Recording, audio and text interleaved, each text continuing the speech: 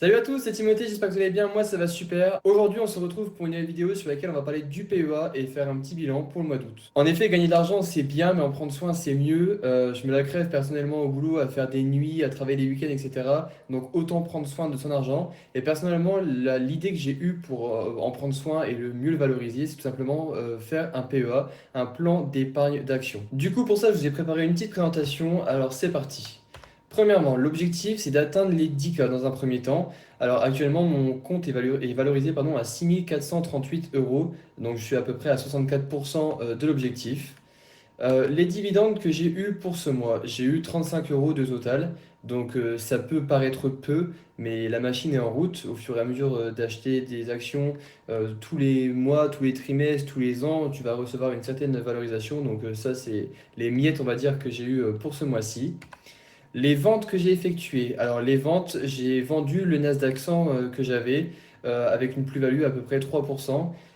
C'est ce que je voulais faire de base parce qu'en fait, j'avais le S&P 500, donc les 500 plus grosses entreprises des États-Unis, le Nasdaq 100, donc les 100 plus grosses entreprises de technologie. Donc, c'était déjà trop corrélé, plus un ETF World, le EWLD, avec 80% qui est représenté par les États-Unis et 20 autres pourcents qui sont représentés par exemple par les entreprises asiatiques, Europe ou le reste du monde en fait. Du coup, le Nasdaq 100, je l'élimine, je fais une plus-value à 3%. C'est pas beaucoup, mais au moins c'est déjà ça de récupérer. C'est à peu près un livret A. En parlant du livret A, pour ceux qui n'avaient pas vu, il a baissé, le taux d'intérêt a baissé. C'est-à-dire que là maintenant, le livret A, on était à 2,4%, maintenant on est revenu à 1,7%. Et pour ceux qui avaient également un LEP, ça a baissé, on passe du coup de 3,5% à 2,7%. Donc ça peut paraître banal comme ça, mais il faut savoir que le taux d'inflation en France actuellement est de 3%. Donc en fait, quand tu vas penser mettre de l'argent de côté, d'épargner tout simplement, bah, tu le perds parce que bah, ton livret A ne compense pas l'inflation tout simplement. Pour les ventes, je ne l'ai pas vendu actuellement, mais j'ai mis un ordre de vente. Pour ceux qui n'avaient pas vu, j'ai fait une vidéo il y a quelques temps pour les ordres. Ça permet un peu de mieux gérer ses investissements. Du coup, l'ordre, c'est tout simplement de vendre le S&P 500 à 3% de plus-value. Pour les achats du mois, je suis rentré sur plusieurs lignes différentes. Premièrement, je suis rentré sur la FDJ, j'en ai pris 18. Chez AXA, j'en ai pris 3. Chez Amundi, j'en ai pris 6. J'en ai pris 2 de chez Sanofi et j'ai renforcé ma ligne totale. Pourquoi j'ai fait ça? Je vous explique ça tout de suite. Là, on se retrouve du coup sur la valorisation de mon portefeuille. Alors, actuellement, j'ai un rendement sur dividende à peu près 4,69%. C'est-à-dire que toutes ces entreprises-là, en moyenne, me versent 4,69% de dividendes. Ça représente à peu près 302 euros par an. Et ça, c'est des chiffres qui peuvent augmenter en fonction de quelle entreprise tu renforces. Et la valorisation par an, en fait, plus tu vas mettre de l'argent dans les entreprises à dividendes, plus ça va augmenter tout simplement. Du coup, pour reprendre mon tableau, où est-ce que j'en suis? Air Liquide, ça n'a pas changé, j'ai toujours une seule action. Je suis à l'heure actuelle à plus 10% de bénéfices dessus. Pernod Ricard, c'est pareil, ça monte, ça descend. Actuellement, je suis à plus 5% dessus. J'aimerais bien renforcer si ça descend en dessous. FDJ, je suis rentré dessus, on va voir ça tout de suite. Alors la FDJ, du coup, c'est un rendement à peu près à 7%.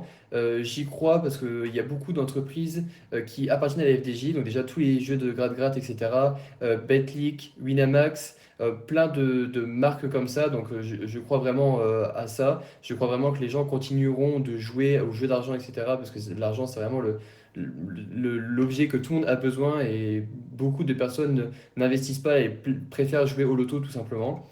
Là, ma ligne rouge, en fait, ça représente mon PRU, mon prix de revient unitaire, donc mon prix moyen.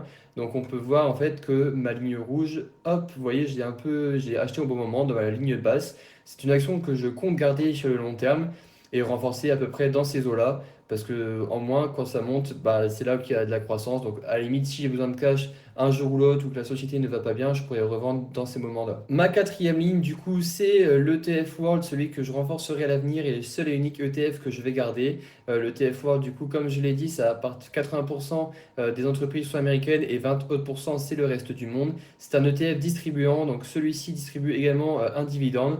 Dessus, j'ai 16 parts et j'ai pas fait de plus-value dessus. Pareil, ça monte, ça descend, ça c'est en fonction de notre ami Trump, de ce que lui il dit. Ma cinquième ligne, du coup, c'est le S&P 500. Il y a un petit numéro 1 actuellement ici parce que j'ai passé un ordre dessus. J'en ai 13 parts. Là, actuellement, je suis à moins 0,67% dessus et j'ai dit que je voulais le vendre à 3%. Donc comme ça, je vais le vendre automatiquement lorsque ça dépassera 3% et je récupérerai au minimum plus de 356 euros dessus que je pourrais utiliser pour faire d'autres choses et racheter d'autres actions. La prochaine ligne, c'est ma ligne AXA. Je suis rentré dessus ce mois-ci. J'ai pris 3 parts. Je suis à moins 0,89% dessus, mais finalement, je suis à 1,08. Enfin, 1,08€ de perte.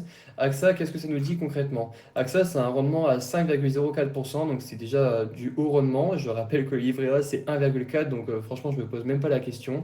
AXA, on peut voir que c'est également une boîte de croissance.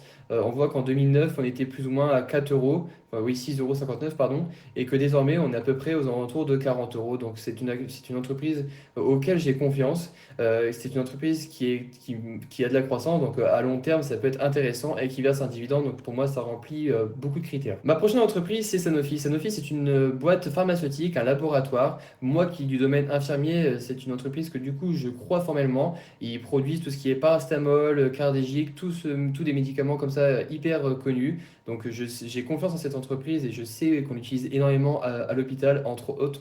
Du coup, au Sanofi, j'ai né deux parts. Je suis à moins 1,65% dessus. Ça représente moins 2,75 € dessus, donc j'ai pas d'inquiétude particulière. Sanofi, on a un rendement à 4,88%, donc pareil, c'est des rendements qui m'intéressent.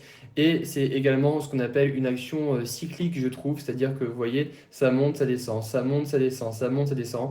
Actuellement, on voit qu'également que c'est une boîte de croissance. En 2009, ça valait pas grand-chose, 26 euros, et maintenant c'est valorisé à plus de 100 euros. Donc c'est vraiment quelque chose qui m'intéresse. Pareil pour la croissance et pour les dividendes. Ma ligne rouge, je rappelle, c'est toujours mon PRU, donc je pense avoir pris une bonne position au-dessus. À voir à l'avenir comment elle se comporte. Voilà, j'aimerais bien savoir ce que ça va devenir, mais en tout cas, je la garde et j'y crois sans problème. Une autre ligne sur laquelle je suis rentré ce mois-ci, c'est Amundi. Amundi, c'est une banque. J'ai pris 6 parts dessus, je suis à moins 1,71% dessus, donc moins 6,76 euros. Alors, Amundi, je suis à 6,53% de rendement, donc là, enfin, ça explose complètement. C'est hyper intéressant de récupérer de l'argent du dividende pour pouvoir réinvestir sur ce que tu souhaites à l'avenir. Euh, Amundi, c'est une boîte un peu de croissance. On voit bien que c'est depuis 2015, elle monte tout doucement, mais bon, à 6,5% de rendement, je ne me pose pas de questions. C'est surtout le critère majeur qui me fait plaisir sur cette boîte. Pour mon PRU, je suis à 65 euros, donc j'ai pas de problème particulier et je crois en cette entreprise sans problème. Amundi, pour ceux qui savent un petit peu, c'est tous ceux qui vont faire les ETF Amundi, S&P 500, des boîtes comme ça. D'ailleurs, je suis investi dessus. On peut voir ici le Amundi MSC World, c'est eux en fait qui s'occupent pardon de gérer ce groupe. Donc ça, j'y crois sans problème. Ma prochaine ligne, c'est ma ligne préférée, c'est Total. Total, j'y crois sans problème pour le marché, ce qu'ils font, etc. Leur transition énergétique. Ce qui est hyper intéressant aussi sur Total, c'est leur dividende qui est versé tous les trimestres. Donc tous les trimestres, ils te versent une part. Donc ça, c'est hyper intéressant. Ça permet d'encore plus accélérer le système des intérêts composés, de la boule de neige en fait. Total, maintenant, je suis à 50% de part dessus, je suis à moins 2,61%, donc moins 69%. Ça représente quand même 40% de mon portefeuille, donc c'est quand même une ligne conséquente. J'aimerais pas aller à plus de 50% dessus, mais c'est tellement une boîte qui me fait plaisir et qui est dans mes prix actuellement que je n'hésite pas à renforcer dessus. Total, du coup, je suis à 6,48% de rendement, donc sans problème. Et on voit bien la croissance de Total également. J'y crois sans problème. Et encore une fois, le dividende, je ne peux pas passer à côté de Total. Donc franchement, sans problème. Et ma dernière ligne, LVMH. LVMH, je suis dessus. Je n'ai toujours pas changé. J'ai toujours 3 parts à moins 17%. Ça fait un petit peu mal. C'est ça qui me fait un peu mettre mon portefeuille de côté à moins 284 euros dessus. Ça représente quand même 21% de mon portefeuille. Mais LVMH, j'y crois sans problème. LVMH, pour moi, c'est un peu mon ETF luxe. Toutes les marques qu'il y a dedans et surtout par qui c'est géré, Bernard Arnault. Donc, franchement, sans problème. D'ailleurs, j'aimerais bien la renforcer à l'avenir. J'attends de rentrer dans une bonne position également et d'avoir des signaux d'achat.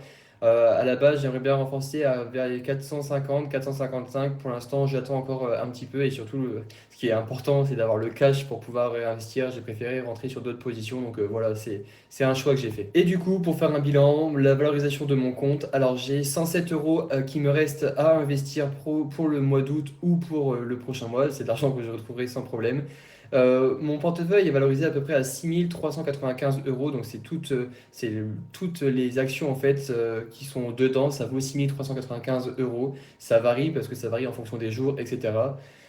Au total, du coup, ça fait 6 500 euros et j'ai une perte de moins 321 euros. Alors oui, ça peut faire peur parce que ça veut dire que du coup, je suis dans le négatif, mais c'est des entreprises dans lesquelles j'ai confiance. Donc par exemple, LVMH, je sais que là, c'est difficile, mais sur long terme, 10, 15, 20 ans, on ne sait jamais, j'y crois sans problème. Après, j'hésiterai pas à faire des ventes si besoin, si je vois que les entreprises ne rentrent plus dans ce que je souhaite. Mais pour l'instant, c'est comme ça que je me dirige. Voilà, j'espère que le bilan de ce mois-ci t'a plu. J'ai pas du tout la prétention de me faire passer pour un investisseur. J'essaie juste de me débrouiller un petit peu et d'essayer de vivre autrement, de connaître d'autres choses, de comprendre un peu plus le monde. C'est ça que la bourse permet, de comprendre comment le monde marche, comment le monde fonctionne, de comprendre aussi comment les entreprises se développent, leurs stratégies. C'est hyper intéressant. N'hésitez pas à vous à me dire en commentaire ce que vous faites vous sur votre portefeuille et ce que vous ferez avec le mien. Ça peut être hyper constructif et hyper intéressant. N'hésitez pas à liker, à partager, à commenter cette vidéo, ça me ferait énormément plaisir. Je me ferai vraiment un plaisir de vous y répondre. C'était Timothée, prenez soin de vous, à très bientôt.